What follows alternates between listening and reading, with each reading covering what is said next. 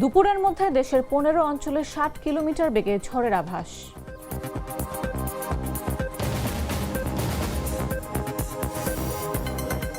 শুরু হচ্ছে কর্মব্যস্ততা, কমলাপুরে ঢাকামুখী যাত্রীদের ভিড়।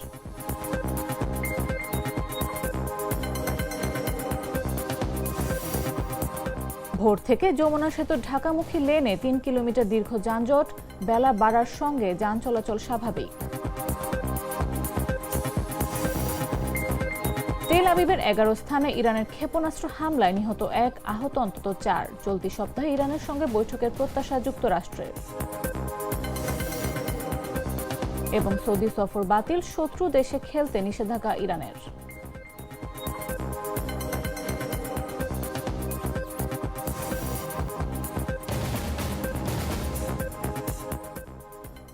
বেলা ১১টা নিউজে সবাইকে আমন্ত্রণ। সাথে আছে আমি নাফিস আব্দুল্লাহ।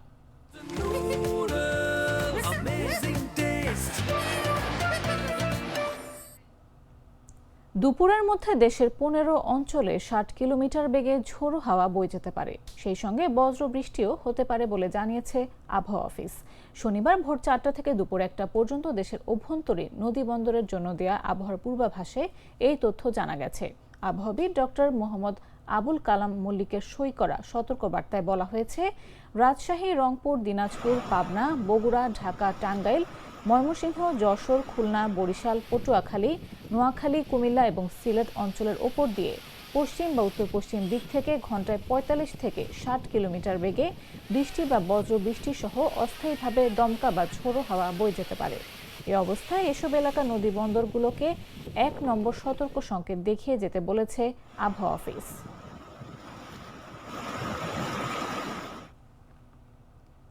পবিত্র ঈদ উল ফিতরের টানা ৭ দিনের ছুটি শেষে ২৪ মার্চ থেকে অফিস আদালত খুলেছে। তবে ২৪ ও ২৫ মার্চ কর্মদিবস হলেও ২৬ মার্চ মহান স্বাধীনতা দিবস উপলক্ষে সরকারি ছুটি ছিল। এরপর টানা ২ দিনের সাপ্তাহিক ছুটি থাকায় অনেক কর্মজীবী মানুষ ২৪ ও ২৫ মার্চ অতিরিক্ত ছুটি নিয়েছিলেন। ফলে তাদের অনেকের কর্মস্থলে যোগদান শুরু হচ্ছে আগামীকাল রোববার থেকে। এ কারণে আজ শনিবার রাজধানীর কমলাপুর রেলওয়ে স্টেশনে দেশের বিভিন্ন এলাকা থেকে ঢাকায় ফেরা যাত্রীদের ব্যাপক ভিড় দেখা গেছে। এদিন বিভিন্ন ট্রেনে উপচে পড়া ভিড় লক্ষ্য করা গেছে। অনেক ট্রেনের বগির ভেতর যাত্রী ছিল কানায় কানায় পূর্ণ, এমনকি কিছু ট্রেনের ছাদেও যাত্রীদের অবস্থান করতে দেখা গেছে।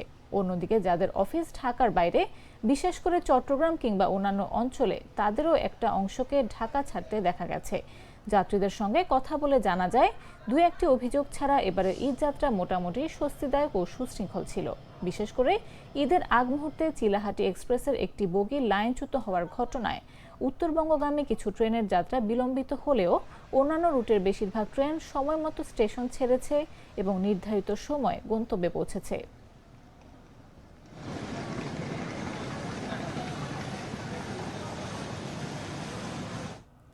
পবিত্র ঈদ উল ফিতর পরবর্তী কর্মস্থলে ফেরা মানুষের চাপে যমুনা সেতুর পশ্চিম টোল প্লাজায় যানবাহনের দীর্ঘ সারি তৈরি হয়েছে। শনিবার ভোর থেকে সেতুর পশ্চিম পারে ঢাকামুখী লেনে প্রায় ৩ কিলোমিটার এলাকা জুড়ে যানবাহনের ধীর গতি ও জট সৃষ্টি হয়। এতে উত্তর ও দক্ষিণাঞ্চলের ২২ জেলার যাত্রীদের চরম ভোগান্তি পোহাতে হচ্ছে। ১.৫ থেকে ২ ঘন্টা পর্যন্ত অপেক্ষা করে এক একটি গাড়ি সেতুতে ওঠার সুযোগ পাচ্ছে। তবে সেতুর পূর্ব প্রান্তে কোনো জট না থাকায় উত্তরবঙ্গগামী লেনে যান চলাচল একদম স্বাভাবিক রয়েছে। যমুনা সেতু পশ্চিম থানার উপপরিদর্শক জিয়াউর রহমান বলেন, আজ ভোর থেকেই পশ্চিম টোল প্লাজায় গাড়ির চাপ বেড়েছে। এতে সেতুর পশ্চিম পারে প্রায় ৩ কিলোমিটার পর্যন্ত গাড়ির দীর্ঘ সারি তৈরি হয়। ঢাকামুখী সড়কে অতিরিক্ত গাড়ি থাকায় যাত্রীদের এমন ভোগান্তি হচ্ছে। তবে আশা করা যায়, বেলা বাড়ার সঙ্গে সঙ্গে গাড়ির চাপ কমে যাবে।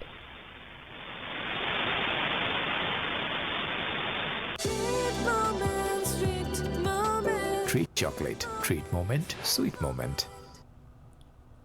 শরীয়তপুরে জুলাই আন্দোলনে শহীদদের মর্যাদায় প্রতিষ্ঠিত জুলাই স্মৃতিস্তম্ভে অগ্নিসংযোগ করেছে দুর্বৃত্তরা।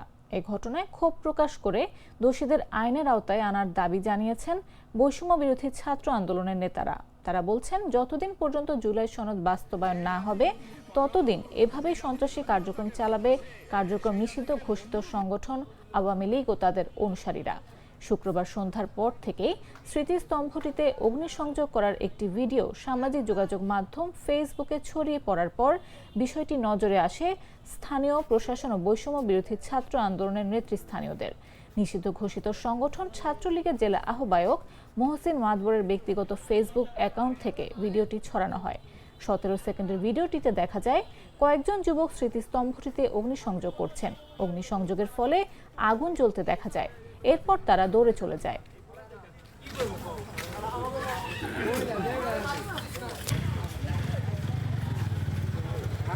রোজকার সাধারণ খাবার এখন হবে অসাধারণ। প্রাণ স্বাদের মশলা, স্বাদ বাড়ায়, ঘ্রাণ ছড়ায়। জানাবো আন্তর্জাতিক সংবাদ।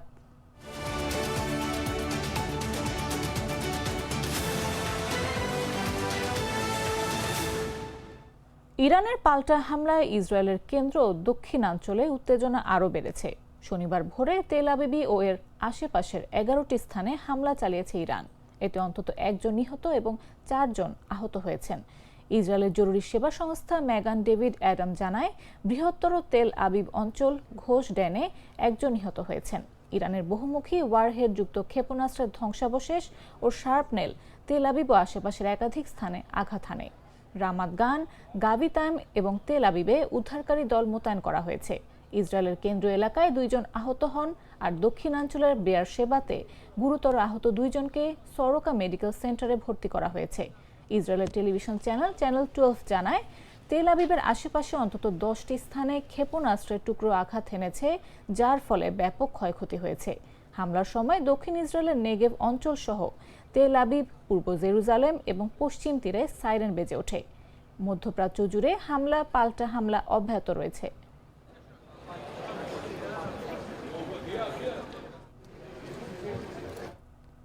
মধ্যপ্রাচ্য জুড়ে হামলা পাল্টা হামলা অব্যাহত রয়েছে। এমন পরিস্থিতিতে মার্কিন প্রেসিডেন্ট ডোনাল্ড ট্রাম্পের বিশেষ দূত স্টিভ উইটকফ বলেছেন, যুক্তরাষ্ট্র চলতি সপ্তাহে ইরানের সঙ্গে বৈঠক করার ব্যাপারে আশাবাদী এবং 15 দফা চুক্তির একটি উত্তর প্রত্যাশা করতেছে তারা। গত কয়েক ঘন্টায় তেহরানের দফায় দফায় হামলার শব্দ শোনা গেছে এবং ইরান জানিয়েছে যে চলতি মাসে তৃতীয়বারের মতো বুশের পারমাণবিক বিদ্যুৎ কেন্দ্রে হামলা চালানো হয়েছে। দেশটির পররাষ্ট্রমন্ত্রী আব্বাস আরাকচি বলেছেন, তার দেশের কোনো কঠোর মূল্য আদায় করবে। বেশ কয়েকটি উপসাগরীয় দেশ নতুন করে হামলা প্রতিহত করার খবর জানিয়েছে। সংযুক্ত আরব আমিরাত জানিয়েছে, তাদের বিমান প্রতিরক্ষা ব্যবস্থা ইরান থেকে উৎক্ষেপিত ব্যালিস্টিক ক্ষেপণাস্ত্র ও ড্রোন প্রতিহত করেছে। সৌদি আরবের প্রিন্স সুলতান বিমান ঘাঁটিতে ইরানের হামলায় 12 মার্কিন সেনা আহত হয়েছেন বলে জানা গেছে। রয়টার্সের এক প্রতিবেদনে বলা হয়েছে, আহতদের মধ্যে 2 জনের অবস্থা গুরুতর। হামলায় কয়েকটি মার্কিন রিফুয়েলিং বিমান ও ক্ষতিগ্রস্ত হয়েছে। এই হামলার বিষয়ে মার্কিন প্রতিরক্ষা বিভাগ পেন্টাগন এখনও আনুষ্ঠানিকভাবে কোনো মন্তব্য করেনি।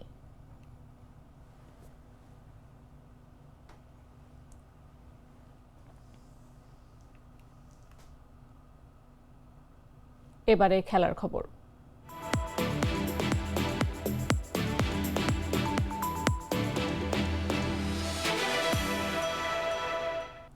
ইরান সরকার আনুষ্ঠানিকভাবে ঘোষণা দিয়েছে, যেসব দেশকে তারা শত্রু ভাবাপন্ন হিসেবে বিবেচনা করে সেসব দেশে আর কোনো ক্রীড়া দল পাঠানো হবে না। তেহরানে ক্রীড়া মন্ত্রণালয়ের এই সিদ্ধান্ত ইতোমধ্যেই আন্তর্জাতিক ক্রীড়াঙ্গনে আলোচনার জন্ম দিয়েছে, বিশেষ করে সামনে থাকা 2026 ফিফা বিশ্বকাপকে ঘিরে।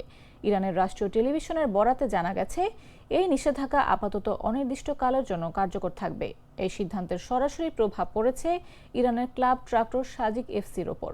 এএফসি চ্যাম্পিয়ন্স লিগ এলিটের শেষ 16 পর্বে তাদের প্রতিপক্ষ শাবাব আল আহলি এবং ম্যাচটি এপ্রিল মাসে জেদ্দাতে অনুষ্ঠিত হওয়ার কথা ছিল, কিন্তু নতুন সিদ্ধান্ত অনুযায়ী সৌদি আরবে এই ম্যাচ খেলতে যেতে পারবে না ট্রাক্টর সাজিক।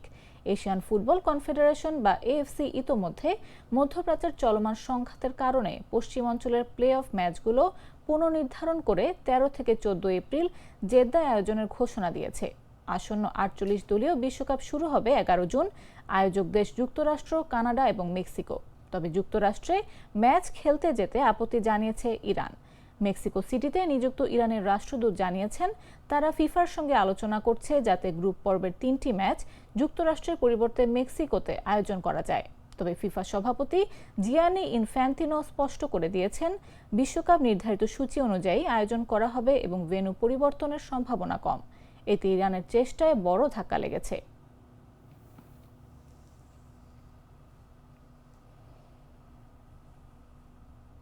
সংবাদ শেষ করার আগে শিরোনামগুলো জানিয়ে দিচ্ছি আরও একবার।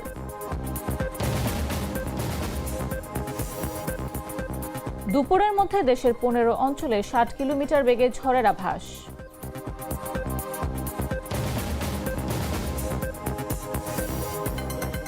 শুরু হচ্ছে কর্মব্যস্ততা, কমলাপুরে ঢাকামুখী যাত্রীদের ভিড়।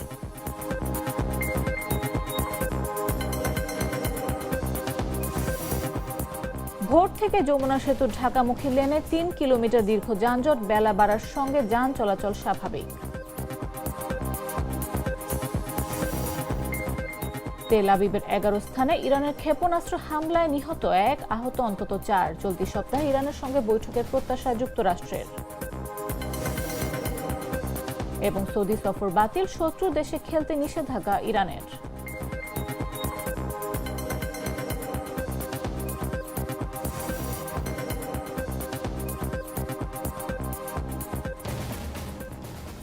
দর্শক, এই ছিল এখনকার মতো। এরপর দেখবেন দুপুর 1টা নিউজ।